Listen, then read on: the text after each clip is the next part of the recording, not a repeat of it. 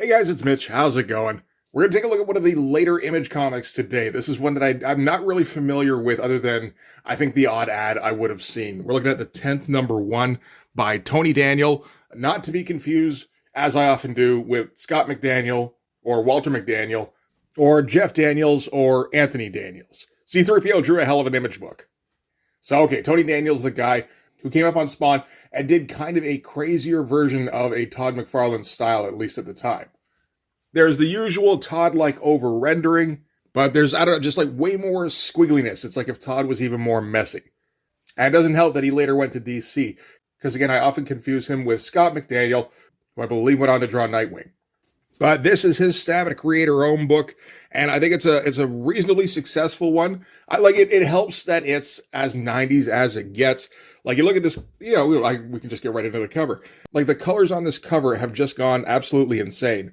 Like, with all the purples and the greens, honestly, looking at this, I would assume this is Joe Chiodo, but it's not. It's actually Paul Mounts coloring this.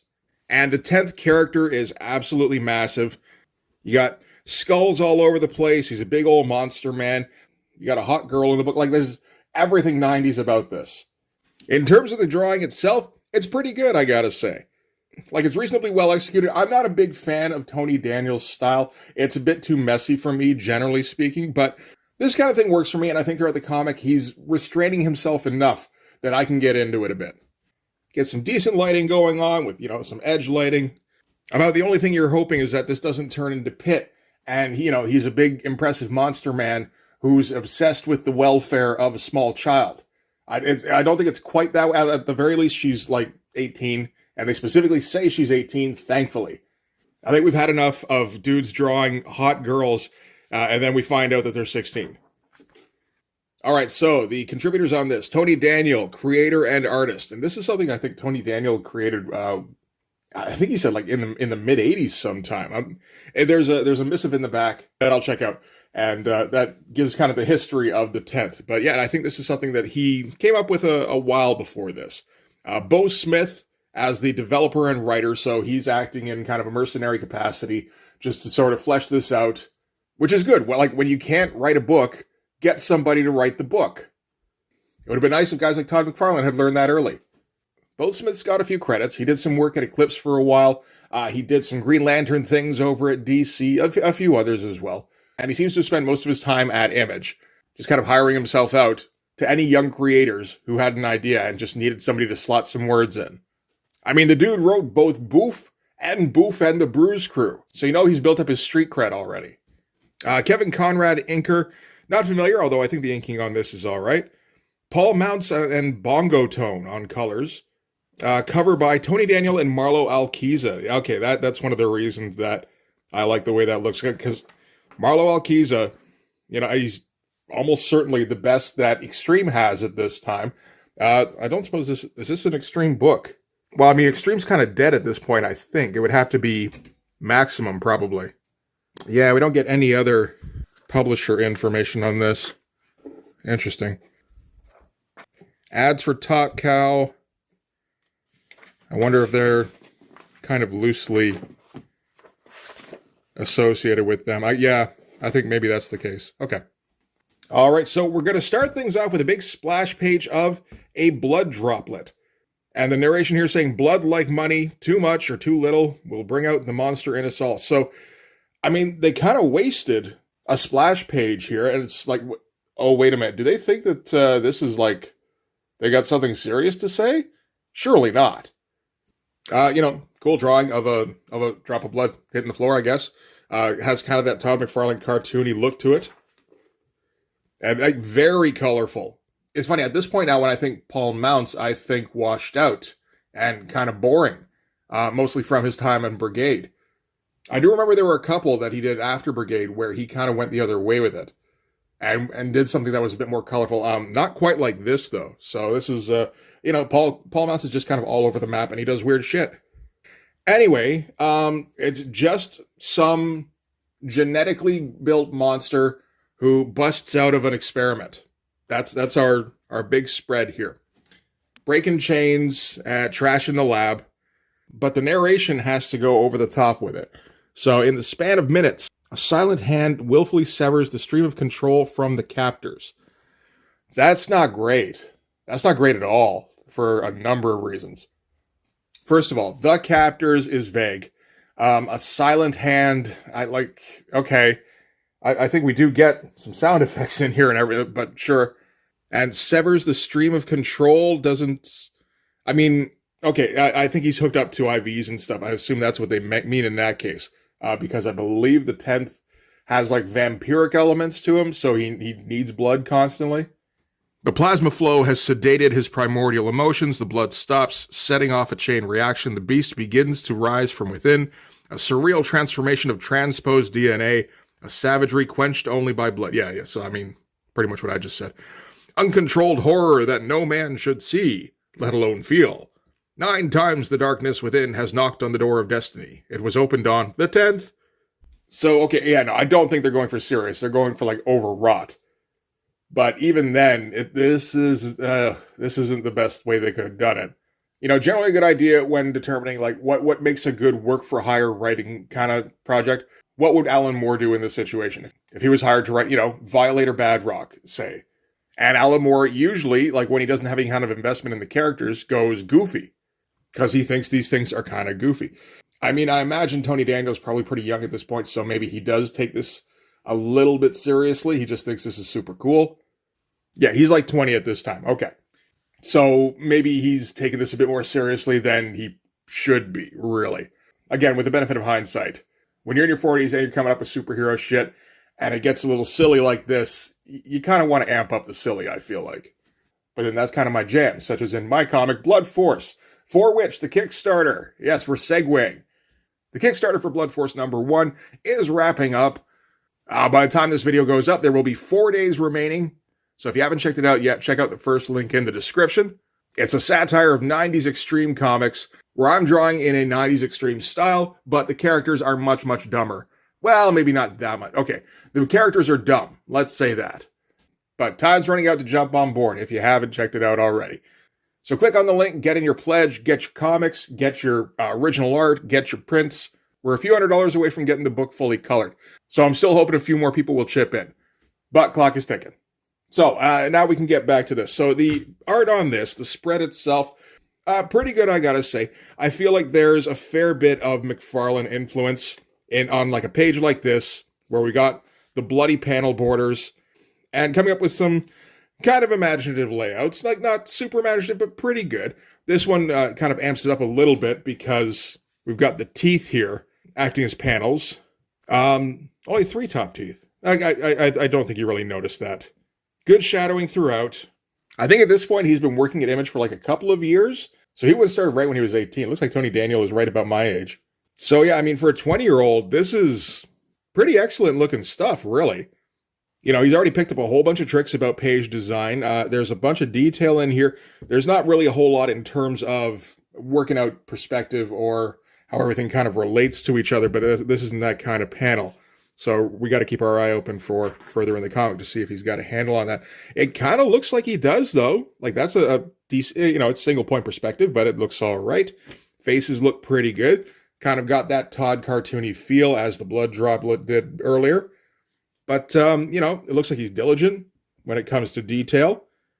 And he doesn't mind spending a little bit of extra time coming up with some storytelling. So, like, he's picking things up pretty early. I got to kind of hand it to him. And this is just somebody called down to the lab to see if everything was okay. Nobody responded, so they sent down some guards to check it out.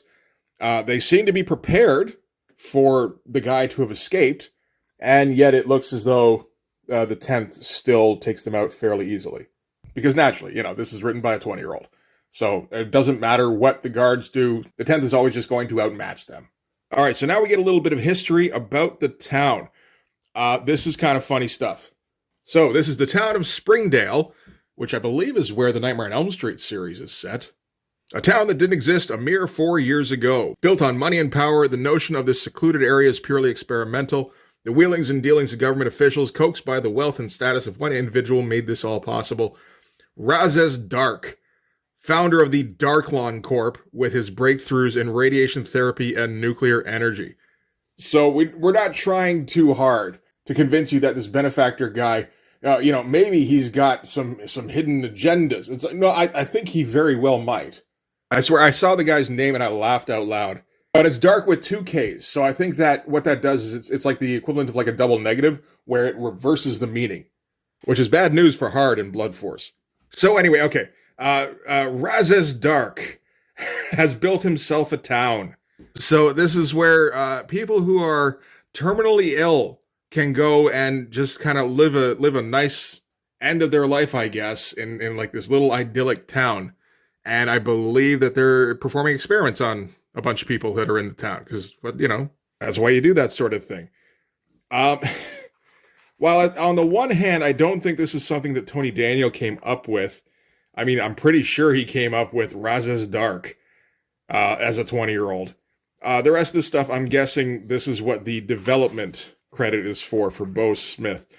And it's still pretty dumb. Yeah, those who live here are for the most part afflicted with various cancers and illnesses. Others are here for their scientific expertise, a perfect picture of serene and unified living. Sure, that makes perfect sense. So then we get this girl. She's going to obviously be our protagonist girl. And she gets bullied by these mean girls here. Her name is Esperanza. And they just throw tomatoes at her and call her names. And she doesn't do anything. But apparently she's exercising restraint. Then we cut to some girl here just full on getting her tits out, which is like it kind of looks like this should have been silhouetted, and like they just kind of forgot. It's like, maybe there's an angle where her nipple isn't visible. But this is Esperanza's roommate, Zarina. These names aren't helping too much. And she's like an airheaded party girl. And they talk briefly about some kind of powers that Esperanza has that we're not really going to see. And that's kind of it.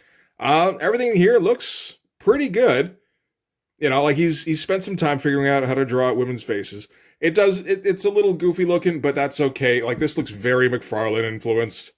Same with the hair. It has that feeling to it. It's a little bit different, but, obviously he spent some time around Todd. And then, let's see, she goes for a nap, and while she's sleeping, she has dreams about the 10th guy who's, he's running free and hungering. Cool looking shot, a lot of nice shadow, but we get the impression that there's like a psychic link in between the two. Again, we're getting like shades of Timmy and Pitt here, but I think it's a little better than that at least. But I guess over when he was working on Spawn, he would have been working probably with Greg Capullo a fair bit. I think there's also a reasonable amount of Capullo influence in this. Like, shots like this definitely feel like they're Capullo influenced. From there, we're just going to cut to Zarina, who's on the phone with some dude who she's flirting with. I don't know that this page needed to be here. I guess there's a little bit of information that's dispensed throughout this. She wants to meet up with this dude, but she can't because the town has a curfew. Actually, that's kind of it for useful information. The rest is just her talking with this dude. It's kind of unnecessary, other than just let's come up with a fun drawing of a cute girl. And, again, it's a well-executed version of that, so I guess I can't complain too much, other than the fact that it's just kind of unnecessary. And then Esperanza walks in because I guess Zarina's buzzer, her beeper, is going off, and it turns out that her mother called in like 3 hours ago and used the emergency line, which is like a huge problem that she ignored it. So she has to hang up on her boyfriend and call him back. That's the end of this scene. Good-looking stuff, like the way the panels are distributed here and how we kind of tucked the main shot of Zarina here behind all the rest of these panels. That's all very nicely thought out, I think. From there, we're going to cut to a helicopter that's closing in on the town. So this is Razes Dark, the founder of the town of Springdale, and he's popping by because the 10th experiment has escaped. And one of the pilots doesn't seem concerned enough about that, so he stabs him in the back of the neck and lets the other pilot continue flying him. Just in case we wondered if the Razes Dark name was ironic. No, it's literal. Again, some pretty McFarlane looking stuff, like in terms of the faces here. And we don't mind a little bit of gore. And there's our first shot of Razes Dark, covered in blood. It's kind of fun. It's silly.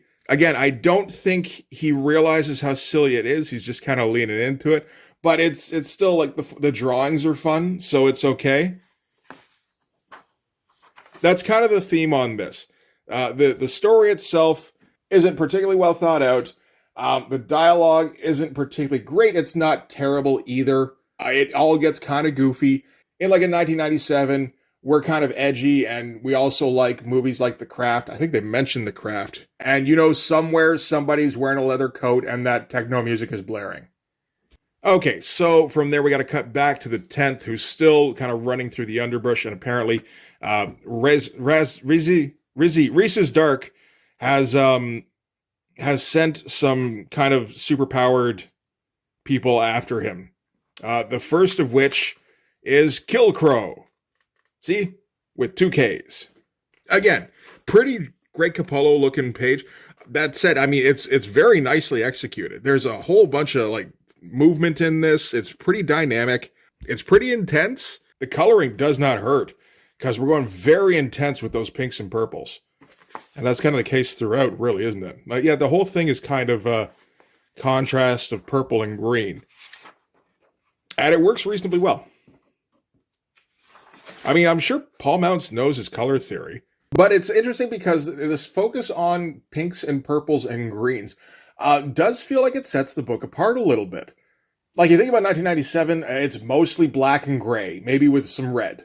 But yeah, this is colorful in a way that not all edgy comics in the late 90s really were. So, I gotta say well done on that. So, okay, now we're just cutting to the girls here who have gotten into a car. They're out past curfew. What are they going out for? Okay, they're going to investigate what's going on with Zarina's mom. Because I guess she couldn't get a hold of her. And meanwhile, the 10th is still running through the underbrush. They're going too fast because Zarina's worried about her mom. The crows which Killcrow controls, I assume. Sure looks like it anyway. They're chasing the 10th down. Yeah, see, pecking at him and all that shit. Pretty cool close-up on the Killcrow character. And they kind of hound him out into the middle of the road, right in front of the car here. It's good build-up. Again, I don't care about anybody saying anything in this. And yeah, they smack right into him here. And the crows are kind of pecking him apart. By the time the girls kind of pull over the car and realize that they've actually hit a person and not a deer, they go back and check on him. He's no longer this monster guy. He's managed to suppress his bloodlust or whatever, and kind of turn back into mostly human. And then, okay, Esperanza explodes her clothes off. I guess that's her power. You know what? I think I missed these pages on my original read-through, so I never actually saw any evidence of a power. But yeah, she yells, "Go away," and apparently her clothes thought that she was referring to them. But it looks like she also disintegrated all the crows as well, so that worked out nicely. In the late 90s, I guess you could do worse than coming up with a female character whose clothes explode off of her every time she uses her powers. That's one way to ensure that kids are going to come back. But anyway, she recognizes the 10th guy. 10th guy recognizes her from their psychic link, or whatever it is. And they decide that they've got to take this guy into their car and they're going to take him home. Meanwhile, back at Darklon, because that's the name of the benefactor company that runs this town. We're back with Reese's Dark, and he's talking about the escape 10th experiment. And how to effect his escape, he's hidden his monster attributes and, been taken in by somebody, but eventually his ability to control that is going to wear off, and he's going to turn back into a monster man at some point. And he's talking to somebody pretty scantily clad by the looks of it. Oh, not as scantily clad as we thought. This is Bahare, who looks an awful lot like a Brandon Peterson character. I don't know if it is, if Brandon Peterson helped with character design. It just very much looks like the kind of thing that Brandon Peterson is drawing around this time, from what I've seen. So she's been the one running the Springdale complex, so she was the one, the 10th escaped on her watch. There's something about a covert saboteur. They say the name Jaina Fine. Given that, I don't think a direct connection is made, but given that we're making a fuss about Zarina's mom not picking up the phone, I would hope that's who that is, because that would actually kind of pull things together fairly well. Again, that doesn't get elaborated on in this issue, but that kind of, sparks a little bit of hope that, hey, maybe this story, like the dialogue is whatever, it's not great. Some of the story elements are stupid, but if the plot can be solid, which, it's possible, then decent plot and skilled art, that's enough to get you to come back. So I think they're trying to get the information out of the doctor, Dr. Fine, about whether or not she's the saboteur. And Bahara is down for some good old-fashioned torture by the looks of it, but currently she's in the care of somebody else named Blackspell.